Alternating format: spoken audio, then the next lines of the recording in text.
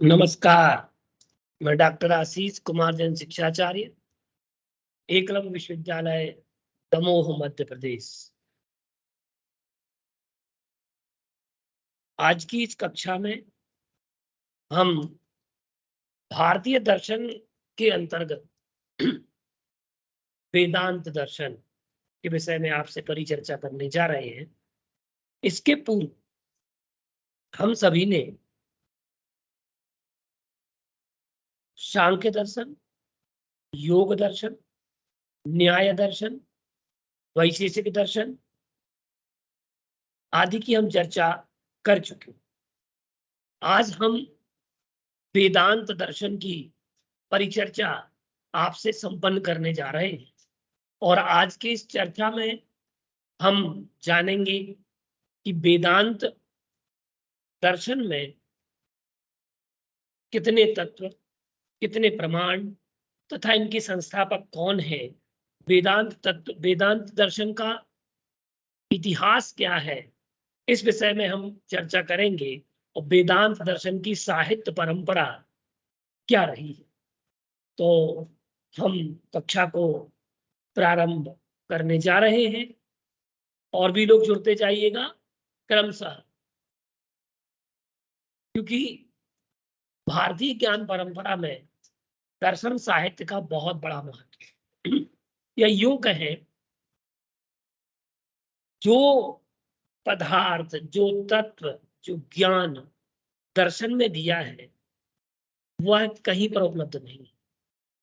मैं तो इतना भी कह सकता हूं कि भारतीय दर्शन ही हमारी भारतीयता की पहचान है और भारतीय दर्शन से ही अन्य सभी विषयों का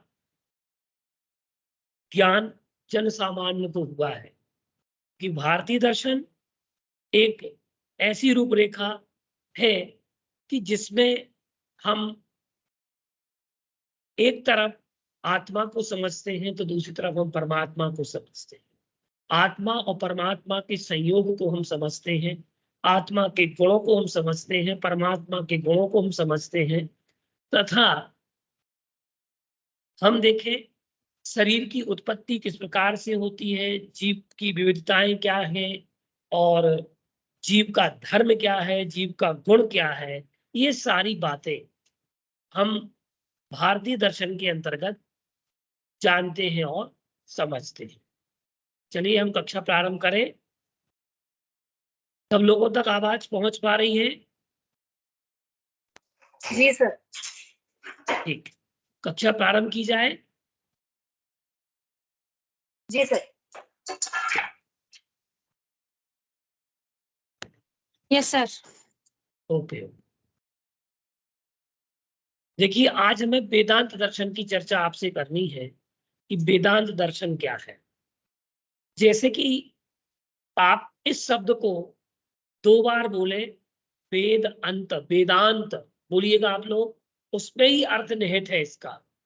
वेदांत अर्थात वेदांत, वेद अंत, वेद धन अंत शब्द से ये वेदांत बना है। जो वेदों का अंतिम भाग है वह वेदांत है। यद्यपि आप देखें वेदों की जो परंपरा रही है, तो हमने आपको प्रारंभ में ही बताया था कि वेद जो एक मंत्र भाग उसका है, दूसरा भाग ब्राह्मण, तीसरा आरण्यक और चौथा उपनिषद। तो वेदों का जो अंतिम भाग है वो है उपनिषद। कौन सा भाग है? वेदों का अंतिम भाग कौन सा है? उपनिषद। तो वेदों का जो अंतिम भाग है वही वेदांत। उसका कारण यह है कि सर्वप्रथम वेदांत का प्रयोग उपनिषद के अर्थ में ही हुआ और उपनिषद वेद के अंतिम भाग हैं, इसलिए उनको वेदांत कहा जाता है। वेदांत इसलिए कहा गया क्योंकि वेद का अंतिम भाग था और इन उपनिषदों में हम अगर देखें तो मुख्य रूप से उपनिषद किसे कहते हैं? देखिए, उपनिषद शब्द जो है ये उप और नी उपसर्ग पूर्वक सदली सद धातु में किप प्रत्यय लगाकर निष्पन्न होता है, जिसमें उप नी सदली का अर्थ समीप निश्चय पूर्वक तथा बैठना है, अर्थात गुरु के समीप निश्चय पूर्वक विनम्रता पूर्वक बैठकर ज्ञान प्राप्त करना उपनिषदों का ध्येय है। दूसरे अर्थ में हम देखें उपनिषद क्या है, तो कहते हैं कि उप ब्रह्म सामीप्यम निश्चयेन सीदति प्राप्तनोति यथा स उपनिषद, जिसके द्वारा ब्रह्म की समीपता निश्चय रूप से प्राप्त हो उसे उपनिषद कहा जाता है।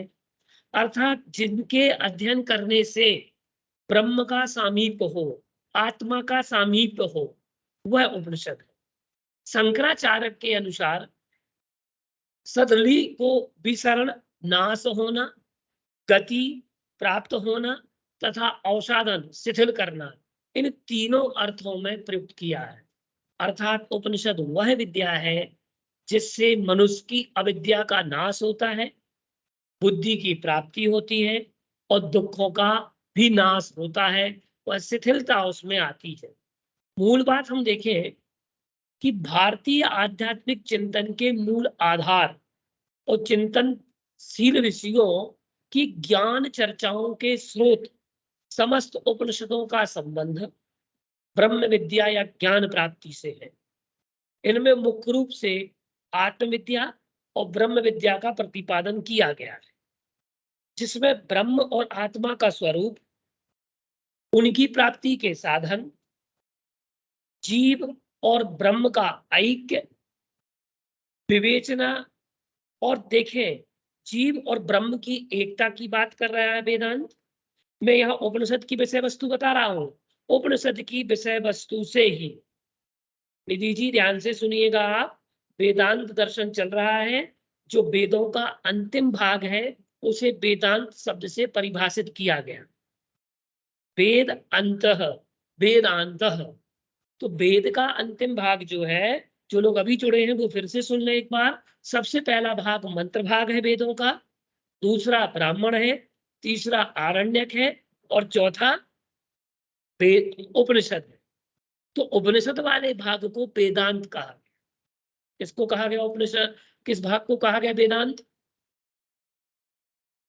निधि जी बताइए। उपनिषद उपनिषद को जो उपनिषद को वेदांत कहा गया। अब उपनिषद में विषय वस्तु क्या वर्णित है, हम ये बात यहाँ पर बता रहे हैं। यहाँ पर कहा है कि आत्मविद्या और ब्रह्म का प्रतिपादन है, जिसमें ब्रह्म और आत्मा का स्वरूप, उनकी प्राप्ति के साधन, जीव और ब्रह्म का ऐक्य, आत्मज्ञानी का स्वरूप, कर्म सिद्धांत, पुनर्जन्म, मोक्ष का स्वरूप, मोक्ष की प्राप्ति के साधन और साधनों की विस्तृत विवेचना उपनिषद की विषय वस्तु है। इसलिए इन्हें ब्रह्म विद्या का द्योतक कहा जाता है। अब हम देखें इसमें कि उन उपनिषदों की, क्योंकि ये वेदों में विभाजित है उपनिषद, ऋग्वेद संबंधी उपनिषद अलग है, यजुर्वेद संबंधी उपनिषद अलग है, ऋग यजुर शाम और अथर्ववेद आदि से संबंधित उपनिषद अलग है, ठीक है ना। अब देखें हम इसमें उपनिषदों की संख्या कितनी है।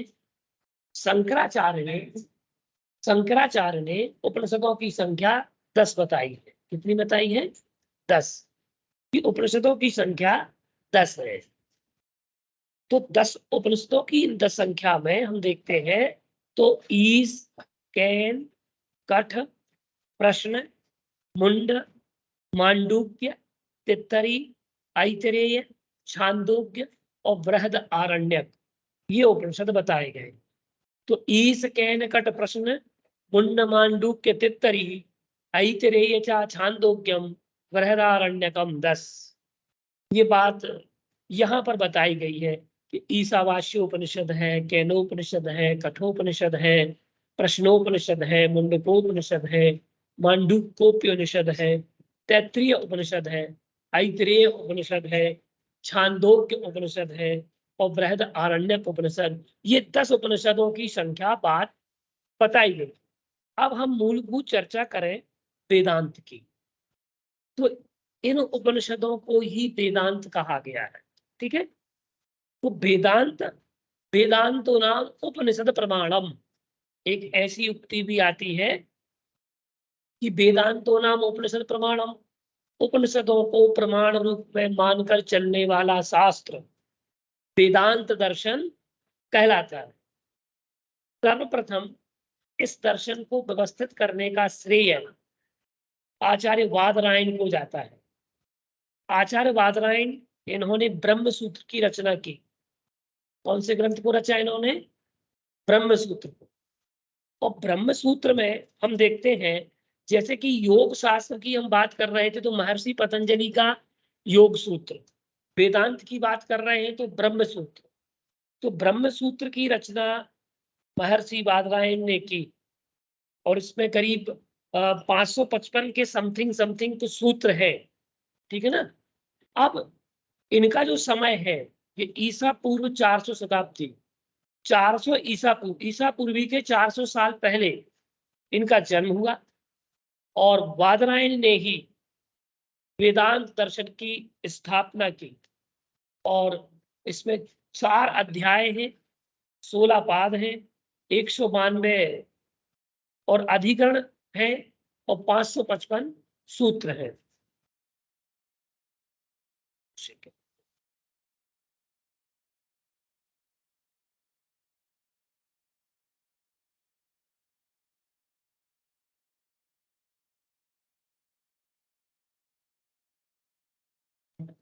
हाँ जी, हम जो चर्चा कर रहे थे इस विषय में कि जो बादरायण की बात हमने आपसे की थी, तो बादरायण ने 555 सूत्र इसमें है, इसमें 4 अध्याय हैं, 16 पाद हैं, 192 अधिकरण है और 555 सूत्र हैं।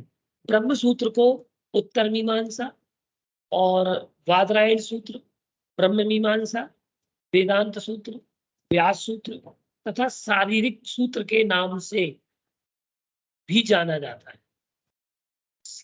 कारण ये है मुख्य रूप से कि हम अगर देखते हैं इसमें,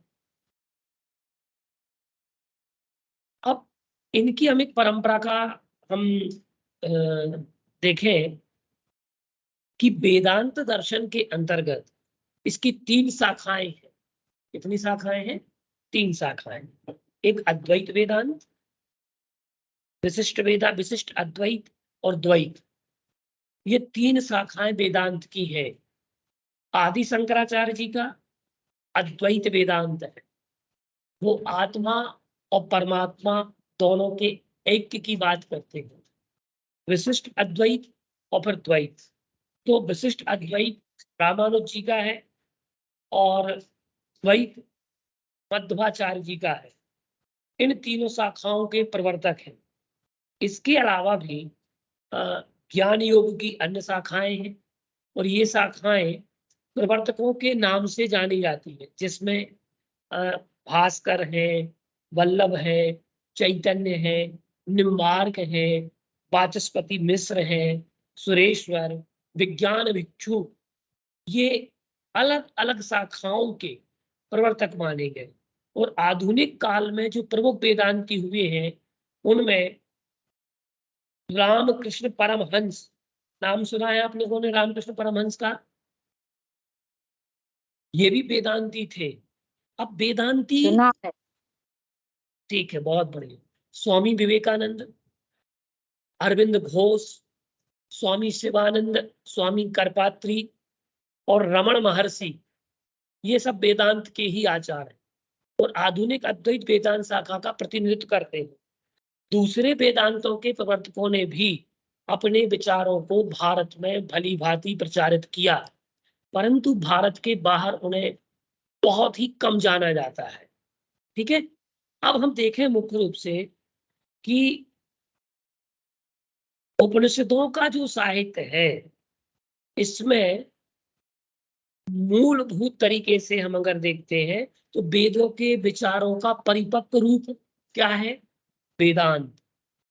जो वेद में विचार थे, ज्ञान, कर्म और उपासना थी, उसका परिपक्व रूप, उसके विचारों का परिपक्व रूप वेदांत में है। और ये माना जाता है कि वेदांग आदि समस्त शास्त्रों का अध्ययन कर लेने के बिना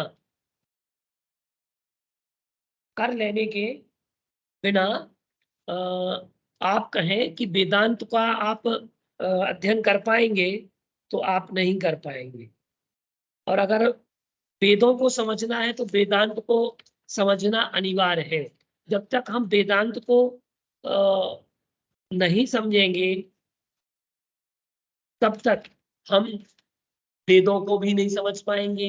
वेदों का मर्म अगर कोई है तो वेदांत में आध्यात्मिक विद्या है और वेदांत में धर्म का, कर्म का ज्ञान। या मैं ये कह सकता हूं कि जैसे कि कर्म सिद्धांत की बात यहाँ जैन दर्शन में की जाती है, तो चूंकि जो आगम काल है ईसा पूर्व 6ठी शताब्दी, मैंने कल आपको बताया था कक्षा में कि आगम काल योग की अपेक्षा से, कि आगम काल का जो प्रमाण आया है ईसा पूर्व 6ठी शताब्दी का प्रमाण यहाँ आया है। अब आप देखिएगा यहाँ साकार ब्रह्म निराकार ब्रह्म की बात भी की गई है। इसकी बात की गई है साकार ब्रह्म और निराकार ब्रह्म। अगर आप लोग सिद्धों के गुणों का अनुस्मरण करें और सिद्ध के गुणों का अगर आप देखेंगे तो सिद्ध को भी वेदांत कहा गया। क्या कहा गया? वेदांती। सिद्ध के लिए भी वेदांती कहा गया है। किस किस को मालूम है कि सिद्ध का नाम एक वेदांती भी है? किसी को ज्ञात है? No sir. हाँ, नहीं प्रियंका जी ने बता दिया कि हमें ज्ञात नहीं है। दूसरा और कोई व्यक्ति जैसे ज्ञात हो कि सिद्ध का नाम भी वेदांत है? नहीं सर। चलिए कोई बात नहीं है। सिद्ध को भी वेदांती कहा गया। एक नाम उनका वेदांती भी आता है। क्यों? उसके पीछे जैन दर्शन का एक दूसरा पक्ष काम करता है। मैं यहाँ वेदांत की चर्चा चल रही है, इस कारण से वो प्रसंग यहाँ आया, मस्तिष्क में अभी विचार आया कि ये बात आप लोगों को बता देना चाहिए। तो वेद, जैन दर्शन के अनुसार वेद कितने होते हैं? मैं ग्रंथ की अपेक्षा की बात नहीं कर रहा हूँ, ब्राह्मण धर्म की अपेक्षा से बात नहीं कर रहा हूँ, संस्कृत साहित्य की अपेक्षा से बात नहीं कर रहा हूँ। जैन दर्शन के अनुसार 3 वेद बताए गए। कितने वेद बताए गए हैं? 3 वेद। 3 वेदों के नाम मालूम तो होंगे आप लोगों को शायद। हाँ निधि जी। त्रिवेद और नपुंसक। अभी देखिए एक एक जन रुक जाइए, अभी एक एक जन रुक जाए। हाँ निधि जी बताइए। 3 वेद आते हैं ना कर्म सिद्धांत में, जब हम पढ़ते हैं पुरुष, स्त्री और नपुंसक वेद। हाँ बहुत बढ़िया। स्त्री वेद, पुरुष वेद और नपुंसक वेद। सिद्ध भगवान को अवेदी भी कहा गया है। क्या कहा गया है? अवेदी। अवेदी इसलिए कहा गया कि तीनों वेदों का वेदी नहीं है वो। अब 3 वेद नहीं रहे। वेदांती इसलिए कहा गया सिद्ध के लिए क्योंकि उनके वेदों का अंत हो गया है। क्या हो गया है? वेदों का जिन्होंने अंत कर लिया है, अब उन्हें न स्त्री वेद रहा, न पुरुष वेद रहा, न नपुंसक वेद रहा। इस कारण से उन्हें भी वेदांती कहा जाता है। ये बात आपको मालूम थी क्या? No sir. नहीं सर। इसलिए दर्शन पढ़ना अनिवार्य है कि जब कहीं की बात, जैसे कहीं प्रसंगोपात कोई बात आती है तो जिस कारण से आपको भी उस बात का ज्ञान, कहते हैं ना बहती गंगा में क्या बोलते हैं, कुछ क्या बोलते हैं? हाथ धोना। अरे भाई हाथ धोना, हाथ मत धोना, वो कहावत गलत है। बहती गंगा में स्नान कर लेना चाहिए। हाथ धोने के लिए से काम नहीं पड़ेगा। हाथ धोना एक स्वार्थ परक सूचक है। ठीक है, अगर बहती गंगा में हाथ धोते हैं तो वह स्वार्थ का सूचक है, लेकिन बहती गंगा में स्नान कर लिया। अब वो गंगा ज्ञान की भी हो सकती है, योग की भी हो सकती है, तो उसके अलग अलग अर्थ है। तो मैंने इसलिए आपको ये प्रसंगोपात ये बात बताई कि सिद्ध को वेदांती भी कहा गया, अवेदी भी कहा गया। ठीक है, चलिए अब हम अपने विषय को आगे ले जाते हैं, क्योंकि हमें और बहुत सारी चर्चाएं आपको वेदांत दर्शन से संबंधित बताना है। मैं अभी कुछ आचार्यों के नाम बताऊंगा जिन्होंने वेदांत दर्शन पर काम किया। ठीक है, तो यहाँ पर हम देखते हैं, तो ब्रह्म सूत्र को उत्तर मीमांसा भी कहते हैं, वादरायण सूत्र इसका ग्रंथ है, ब्रह्म मीमांसा भी कहते हैं, वेदांत सूत्र, व्यास सूत्र, शारीरिक सूत्र के नाम से भी इसे जाना जाता है। इसके आचार्य वादरायण प्रथम है।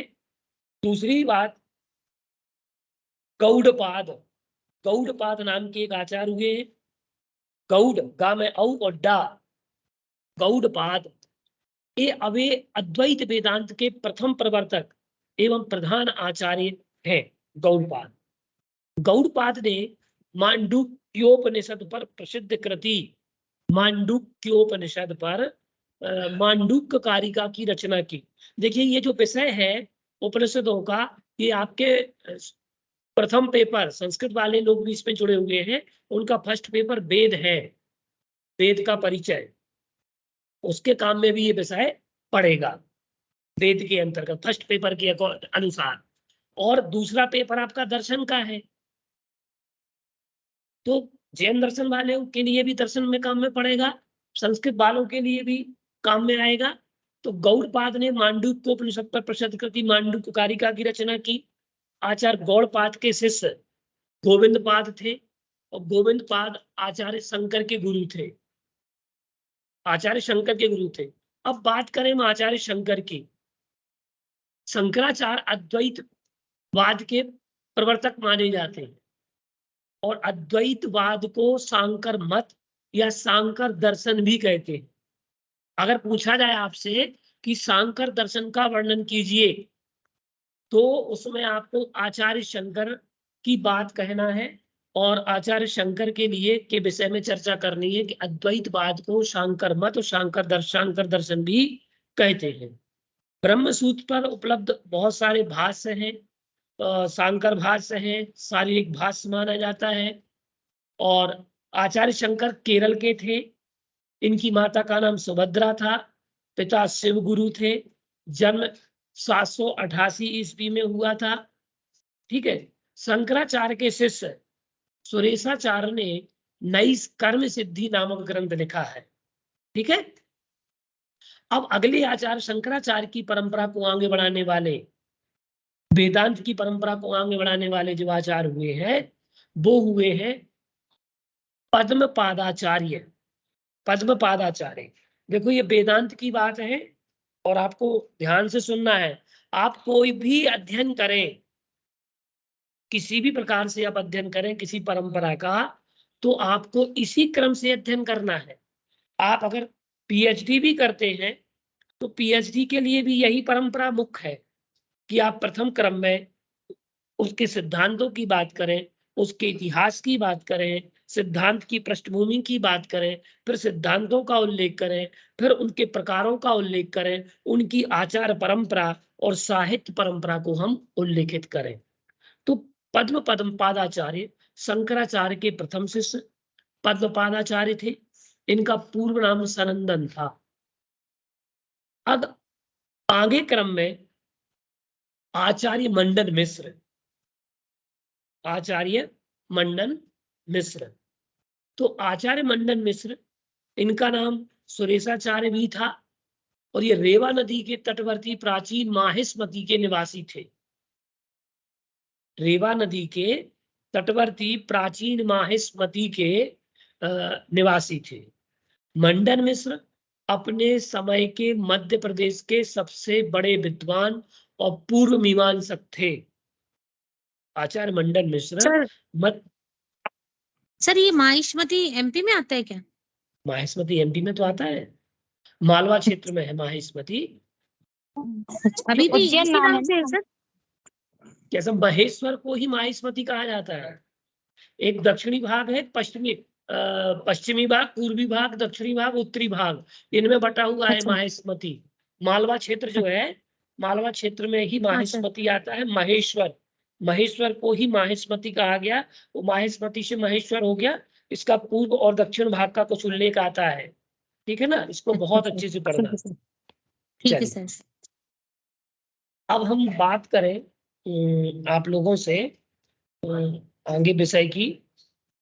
तो अगले आचार्य जो है वो है आचार्य वाचस्पति मिश्र। इनका जन्म स्थान मिथिला माना जाता है। और वाचस्पति मिश्र ने शांकर भाष्य पर भामती टीका का प्रणयन किया। इसका प्रणयन किया, भामती टीका का प्रणयन किया। इसके बाद आचार्य आते हैं आचार्य सदानंद योगींद्र। सदानंद योगींद्र अद्वैत वेदांत पर अत्यंत सरल शैली में वेदांत सार नामक प्रकरण ग्रंथ की रचना की। इनका स्थिति काल विद्वानों ने 16वीं शताब्दी का पूर्वार्ध निर्धारित किया है। अब वेदांत परिभाषा नामक उत्कृष्ट एवं अद्वैत सिद्धांत के लिए यह प्रकरण ग्रंथ की रचना आचार्य धर्मराज अध्वरीन्द्र ने की। वेदांत दर्शन का प्रारंभ ब्रह्म जिज्ञासा से होता है। किसकी जिज्ञासा? किसकी जिज्ञासा? ब्रह्म की जिज्ञासा। ब्रह्म की जिज्ञासा से वेदांत दर्शन का प्रारंभ होता है। अब ब्रह्म जिज्ञासा क्या है, ये बात जानने योग्य है कि ब्रह्म की जिज्ञासा, वहां हम आत्मा और परमात्मा की हम बात करें, क्योंकि ब्रह्म सूत्र में ये जो बात की गई है तो उसमें ब्रह्म जिज्ञासा की बात की गई है। और ब्रह्म जिज्ञासा में हम देखते हैं कि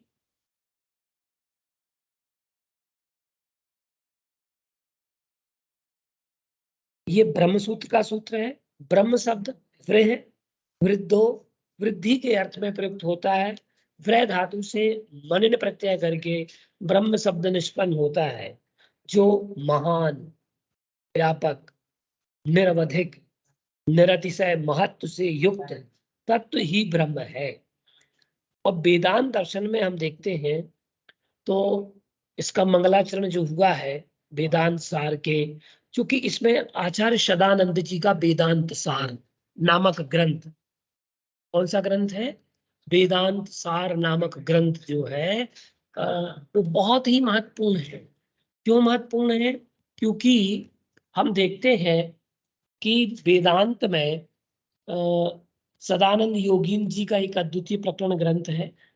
वेदांत के प्रमुख सिद्धांत जो है वो परिमाणवाद, विवर्तवाद है। सृष्टि प्रक्रिया में वेदांत सांख्य के विपरीत है। वेदांतियों का मानना है कि अचेतन और जड़ पदार्थ सृष्टि कदापि नहीं कर सकते, बल्कि कोई चेतन ही सृष्टि का कर्ता होगा। तो ये चेतन पदार्थ को ही सृष्टि का कर्ता मानते हैं। ठीक है, अतः वेदांती चेतन ब्रह्म को ही सृष्टि का कर्ता यहाँ पर मानते हैं। और वेदांत दर्शन में प्रत्यक्ष, अनुमान आदि प्रमाणों की बात की गई है। उपमान, आगम, अर्थापत्ति और अभाव, ये 6 प्रकार के प्रमाण माने गए हैं। और वेदांत दर्शन एकमात्र ब्रह्म की सत्ता को स्वीकार करता है, साथ ही आत्मा और ब्रह्म की एकता का भी प्रतिपादन करता है कि आत्मा और ब्रह्म दोनों एक ही। और यहाँ वो कहते हैं अखंडम सच्चिदानंद मवांग मनस गोचरम आत्मान मकिलाधार माश्रय अभीष्ट सिद्धये। अर्थात ग्रंथ की निर्विघ्न समाप्ति के लिए कह रहे हैं कि त्रिविध दुखों की आत्यंतिक निवृत्ति के लिए सत्य, ज्ञान एवं आनंद रूप मन, वाणी तथा इंद्रियों के अविषय संपूर्ण स्थावर जंगम रूप प्रपंच के आधार रूप अखंड परमात्मा का अभीष्ट मनोरथ की सिद्धि के लिए आश्रय ग्रहण करता हूँ। और मंगलाचरण में अपने आराध्य देवता के स्मरण के पश्चात आचार्य शरानंद ने अपने गुरु अद्वयानंद जी को नमन किया है। अब इसमें वेदांत शास्त्र में हम देखते हैं तो वेदांत शास्त्र में मुख्य रूप से उपनिषदों को प्रमाण मानकर चलने वाला शास्त्र वेदांत कहा। ठीक है, इसमें उपनिषद, ब्रह्मसूत्र, प्रमाण स्वरूप और उपकार व्याख्यान, तो ब्रह्मसूत्र और शारीरिक सूत्र आदि अनेक उपकारक ग्रंथ से बतलाया गया। तो वेदांतो नामोपनिषद प्रमाणम तदुपकारिणी शारीरिक सूत्रादीनी च। वेदांत सार में यह बात कही गई है कि ब्रह्म सूत्र, शारीरिक सूत्र इसके उपकारक ग्रंथ है और इन ग्रंथों को जानना आपको अनिवार्य है। और इसमें हम देखते हैं तो इसमें अनुबंध चतुष्टय की बात की गई है कि तत्र अनुबंधो नाम अधिकारी विषय संबंध प्रयोजनानि। इसमें अनुबंध चतुष्टय होता है। 4 प्रकार के अनुबंध चतुष्टय की बात की गई कि अधिकारी, विषय, संबंध और प्रयोजन। कि ब्रह्म का अधिकारी कौन है, ब्रह्म का विषय क्या है और इसका संबंध क्या है और प्रयोजन क्या है, ये बात यहाँ पर की गई। अब हम देखें इसमें कर्म की बात भी करता है ये वेदांत दर्शन कि करने योग्य कर्म कौन से हैं और ना करने योग्य कर्म कौन से हैं। तो ये कहता है कि करने योग्य कर्म में नित्य है, नैमित्तिक है, प्रायश्चित है, उपासना है। ना करने योग्य निषिद्ध कार्य और काम कार्य। इसमें साधन चतुष्टय की भी बात की गई। आप लोगों को विषय समझ में आ रहा है ना? देखो विषय थोड़ा जटिल लगेगा आप लोगों को, लेकिन जब आप उन शब्दों को जानेंगे, समझेंगे, तब तो आपको पता चलेगा। कैसे पता चलेगा? जैसे आपसे कहा कि खेत में सिंचाई होना है। क्या होना है? खेत में सिंचाई होना। तो आप क्या करोगे? सबमर्सिबल की मशीन यहीं से चालू करोगे क्या? आपके यहाँ घर पे जो मशीन लगी होती है वो आप यहाँ से चालू करेंगे तो खेत की सिंचाई हो जाएगी? नहीं होगी।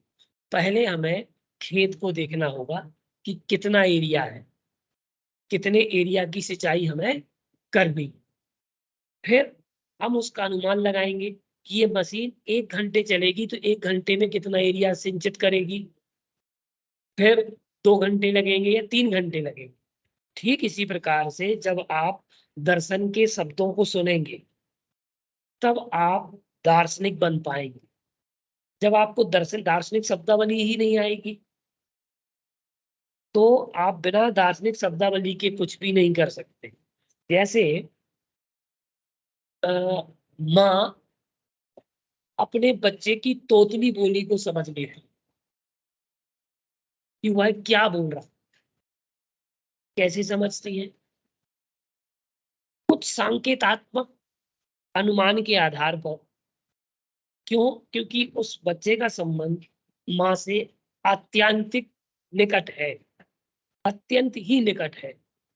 तो इस कारण से वह माँ अपने बच्चे के संकेतों को समझती है और उसकी तोतली भाषा भी समझ लेती है। बच्चा नहीं भी बोलता है तब भी वह उसकी मौन भाषा को भी समझ लेती है। क्यों समझती है? कोई बताएगा? आप लोग सब लोग आप उसी गुणधर्म वाले लोग हैं इसमें, तो ये प्रश्न तो आप लोगों के पास उत्तर होना चाहिए। कैसे समझते सर हैं? उसका आत्मिक आत्मिक संबंध होता है बच्चे के साथ। बहुत बढ़िया। चलिए और कोई?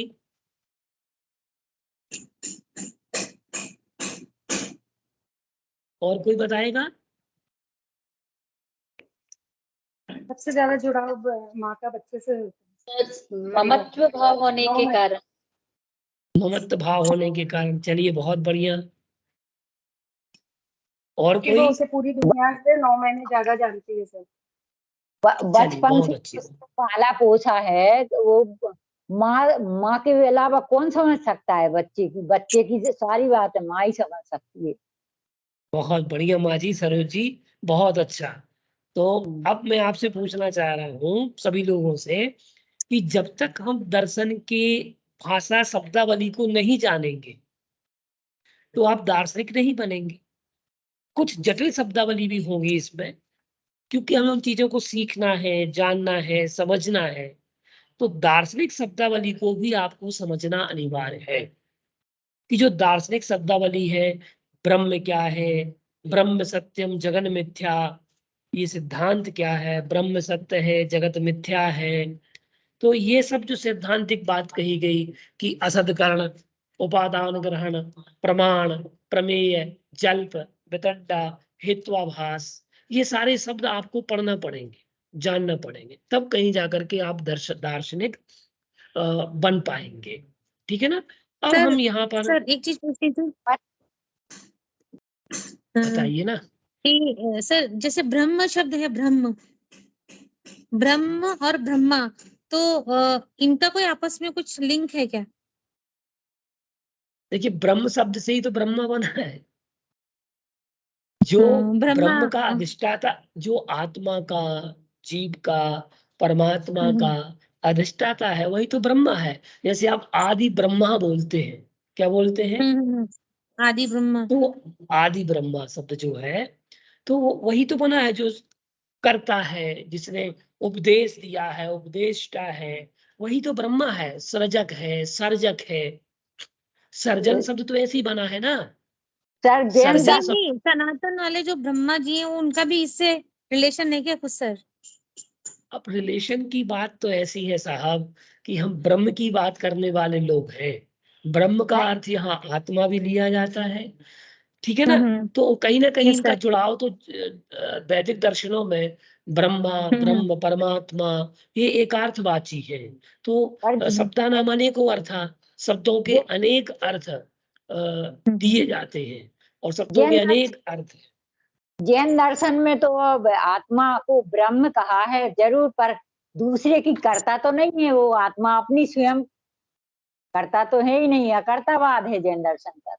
वही वही वही मैं कह रहा हूँ, इसलिए उमंग जी को मैंने बता दिया संकेत में कि ब्रह्मा जो है वो सृष्टि का करता है, और हाँ, कर्तृत्ववाद की बात तो यहाँ पर की ही नहीं गई है, ठीक है ना। अभी हम पढ़ रहे हैं वेदांत दर्शन। क्या पढ़ रहे हैं? वेदांत दर्शन। उनकी शब्दावली को हाँ, उनकी शब्दावली को आप लोग समझे। चलिए, तो हम ये जो बात आपसे कर रहे थे कि ये साधन चतुष्टय भी मानता है। संक्षेप में बता रहा हूं, साधन चतुष्टय में ये है कि नित्यानित्य वस्तु विवेक, यह मूत्रार्थ फल भोग विराग, इस लोक परलोक विषयक भोगने की वैराग भाव, समाधि सटक संपत्ति ये मानते हैं। 6 प्रकार की संपत्ति मानता है, मुमुक्षुत्व मानता है। तो इस प्रकार से इसमें हम अगर देखते हैं, और ये अज्ञान के भेद को भी बात बताता है। शरीर के जो भेद हैं, स्थूल, सूक्ष्म और कारण, ये 3 प्रकार के शरीर मानता है। अज्ञान की शक्ति की बात कही गई। अज्ञान और माया की शक्ति की बात करता है कि आवरण और विक्षेप शक्ति है। कि जैसे कि आप लोग आवरण को मानते हैं कि नहीं मानते हैं आप लोग? ज्ञान आवरण, दर्शन आवरण मानते हैं। तो ये वेदांत में भी ये आवरण शक्ति को स्वीकार किया गया है। हालांकि सरोज जी रुकिए, अभी विषय को तो पूरा हो जाने दीजिए, ठीक है। यहाँ आवरण शक्ति की बात जो की गई है, यहाँ भिन्न प्रकार की आवरण शक्ति की बात की गई। और आप जो मानते हैं, क्योंकि आगे जैन दर्शन को भी हम पढ़ेंगे अभी तो बहुत सारे दर्शन बचे हैं हमारे। 4 भाग बचा है, बौद्ध दर्शन बचा है और जैन दर्शन बचा है, ठीक है ना। इसके बाद हम क्रम से अब 3 दर्शनों की बात करेंगे। तो अब यहाँ पर हम जो बात कर रहे हैं आवरण शक्ति की, तो यह आवरण शक्ति जो है ये मानता है सत्य को आवृत करना, और सत्य में असत की उद्भावना, विक्षेप है। और सूक्ष्म शरीर को मानता है। आप 5 ज्ञान इंद्रियां मानते हैं, कि नहीं मानते? देखो ये जो चक्षु, श्रोत्र, त्वक, घ्राण, रसना, पंच कर्मेंद्रियां, वाक, पाणी, पाद, पायु, उपस्थ, मन एक, पंच वायु, 5 प्रकार की वायु मानता है ये, प्राण, अपान, व्यान, उदान और समान वायु। अन्य शरीर मानता है जिनमें की सूक्ष्म शरीर की बात करता है, मकड़ी अर्थात लूते की समान शरीर की बात करता है, सूक्ष्म शरीर में लिंग की बात करता है और सूक्ष्म शरीर को ही लिंग शरीर कहा जाता है। सूक्ष्म शरीर में 17 अवयवों की बात ये करते हैं कि 17 अवयव मिलकर के ही सूक्ष्म शरीर का निर्माण होता है। और इसके अलावा वो आकाश, वायु, अग्नि, जल और पृथ्वी इनको मानता है। अब देखिएगा कि आप भगवान शब्द जो है, कौन सा शब्द है आप लोग हमेशा उपयोग करते हैं? भगवान शब्द। इसकी व्याख्या क्या है? सर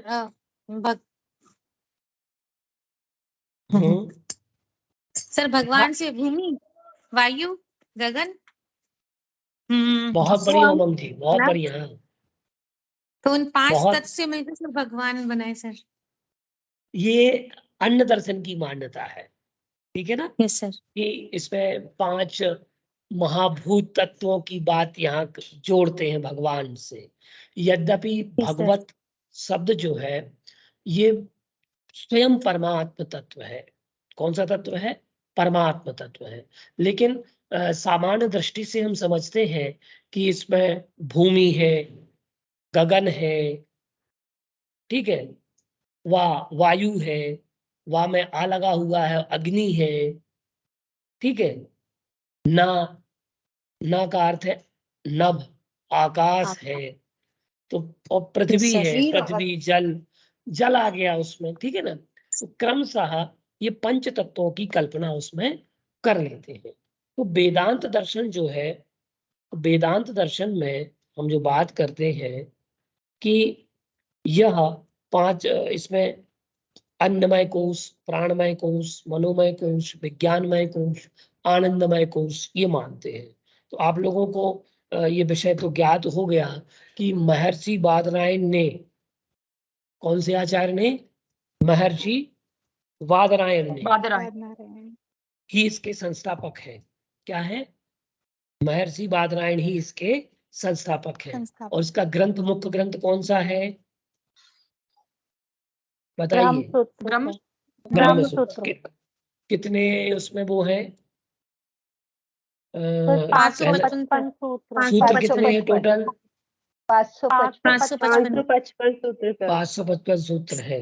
ये चार प्रमाण, पूरा ये पाठ प्रमाण कितने मानता है? 16 नहीं, प्रमाण, प्रत्यक्ष, अनुमान, 5 सर। हाँ 6 अनुमान, उपमान, उपनिषद। आगम, अर्थापत्ति और अभाव, ठीक है ना। अच्छा। तो ये इतने प्रमाण मानता है। चतुष्टय कौन सा बताया था यहाँ पर हमने आपको? अनुबंध 4 चतुष्टय बताए थे। हाँ, देखिए अब आप अधिकारी। वहां विचार करिएगा, जैन दर्शन में भी चतुष्टय बताए गए हैं। अनंत चतुष्टय के धनी तुम ही हो सरताज, मुक्ति बधू के कंत तुम, 3 भुवन के राज। वहां वो चतुष्टय और यहाँ ये चतुष्टय दोनों अलग अलग है, ठीक है ना। तो चतुष्टय की बात यहाँ पर की गई। चतुष्टय के बाद हम देखते हैं तो इसके 3 शाखाएं हमने आपको बताई थी हमने, वेदांत दर्शन। क्या चतुष्टय इनके चतुष्टय बता रहा हूँ ना, अधिकारी है, विषय है, चतुष्टय प्रॉपर अपने सम, आप में क्या मीनिंग है? क्या मतलब चतुष्टय को अपने आप में क्या अर्थ निकालेंगे? देखिए यहाँ 4 वस्तुओं के संयोग को, 4 वस्तुओं की समष्टि को इन्होंने चतुष्टय कहा है। इनकी चतुष्टय अलग है और जैन दर्शन की चतुष्टय अलग है, ठीक है। तो यहाँ पर उन्होंने अधिकारी को कहा कि ब्रह्म का अधिकारी कौन, ब्रह्म का विषय क्या है, ब्रह्म का संबंध क्या है, और प्रयोजन भी क्या है। क्या? ये बात यहाँ चतुष्टय की बात कही गई। ठीक है। अब इसके अतिरिक्त हम देखते हैं कि यहाँ हमने गौड़पाद आचार्य की बात कही, आचार्य शंकर को हमने बताया, पद्म पादाचार्य की बात कही, आचार्य मंडन मिश्र की बात कही, वाचस्पति मिश्र इस परंपरा के आचार्य हैं, आचार्य सदानंद योगींद्र जिन्होंने वेदांत सार को लिखा, इनका स्त्री काल 16वीं शताब्दी है, वृह धातु से ये बना हुआ है, और चतुष्टय कर्म की बात कही, करने योग्य कर्म, ना करने योग्य कर्म, और इसके अलावा समदम आदि और साधन चतुष्टय की बात यहाँ पर भी की। एक अनुबंध चतुष्टय है और एक साधन चतुष्टय, इन दोनों में भ्रमित नहीं होना। ठीक है।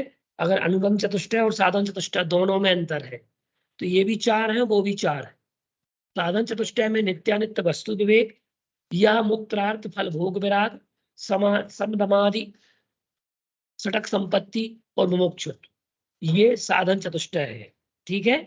तो इस प्रकार से ये इसके मूल सिद्धांत थे वेदांत दर्शन के, और ये 17 तत्वों को शुभ शरीर का निष्पत्ति कर्ता मानता है और चेतन शक्ति को सृष्टि का कर्ता मानता है।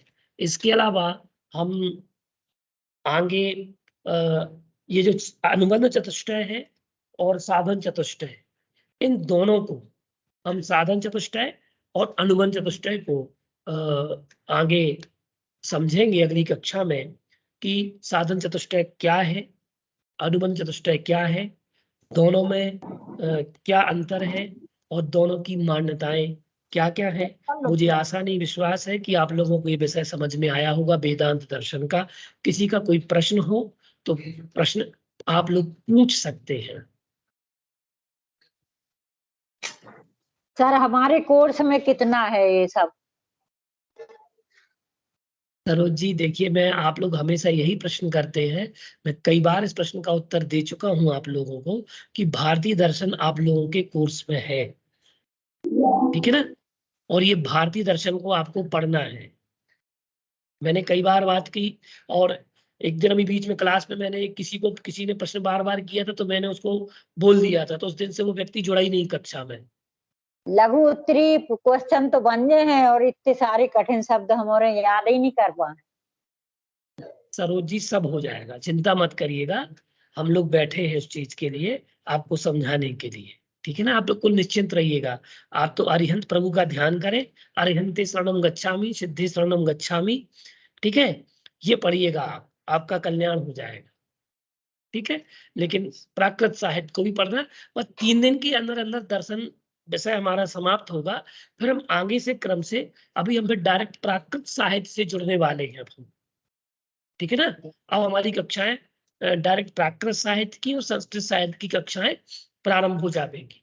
भारतीय दर्शन दोनों के लिए अनिवार्य है, इसलिए दोनों की कंबाइंड कक्षा यहाँ पर, संस्कृत की, प्राकृत की और योग दर्शन की, इसमें हमने कंबाइंड क्लास चलाई है, जिससे कि आप लोगों को यह ज्ञात हो जाए कि भारतीय दर्शन क्या है।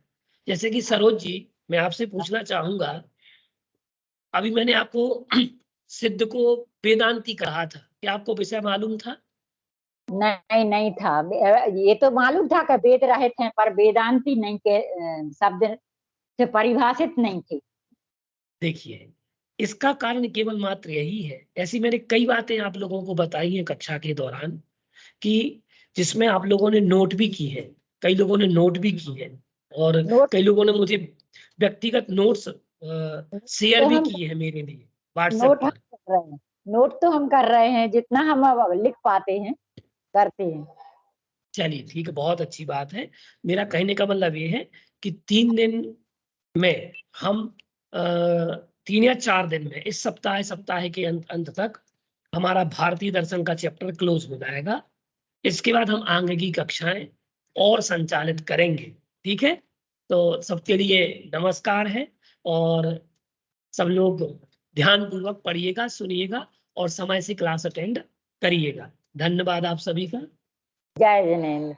जय जिनेन्द्र जय सर। जय जिनेन्द्र सर। जय जिनेन्द्र। जय जिनेन्द्र सर।